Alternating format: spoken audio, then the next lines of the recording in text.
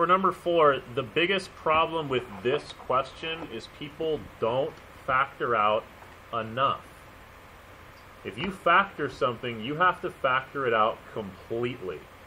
If I'm looking at this numerator, 16u minus 32, and I'm asking myself, what do these two things have in common?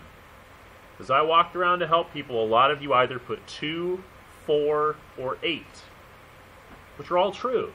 They're all multiples of 2. They're all multiples of 4. They're all multiples of 8. That's all correct.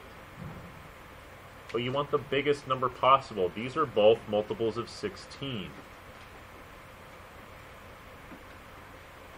Here's the problem.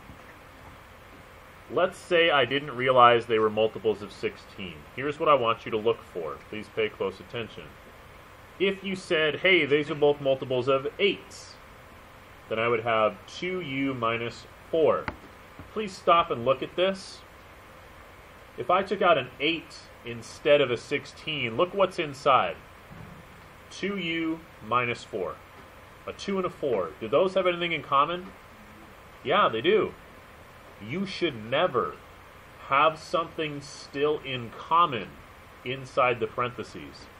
If you do, like we see here, it means that number you pulled out in the beginning was not big enough. That tells you I should go back and find a bigger number, and that's where we find 16. For the denominator, it's just a monomial, 2u. This numerator is just a monomial, 3u cubed.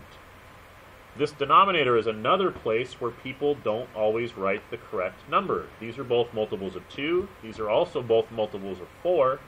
But the biggest number that they're both multiples of is 8, giving me 7u minus 3. When you first look at this, a lot of people are very confused. They say nothing matches. You're right, nothing matches. Sometimes that will happen. If that does happen, though, there's still something that you can do. Look at all these coefficients.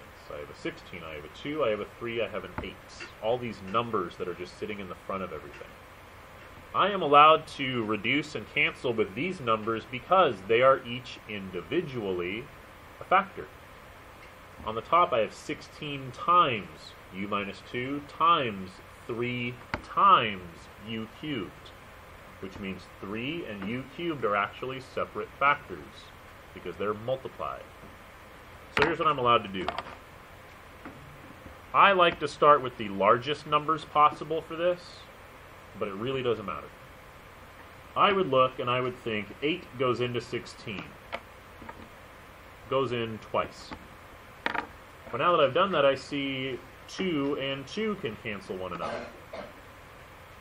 That's fine. There's no more numbers left, so the 3 is just going to stay where it is. But I also have these u's.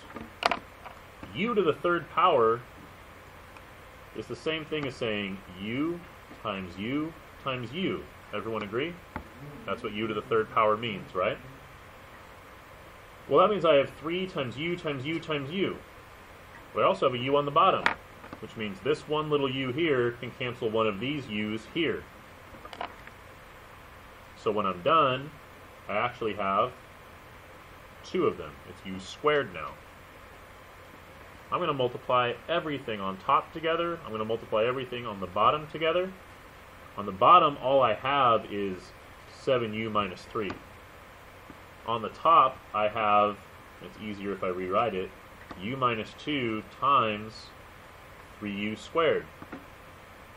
To multiply these, I have to distribute. 3u squared times u is 3u cubed. Remember, when you multiply, you add exponents. 3u squared times negative 2 is negative 6u squared.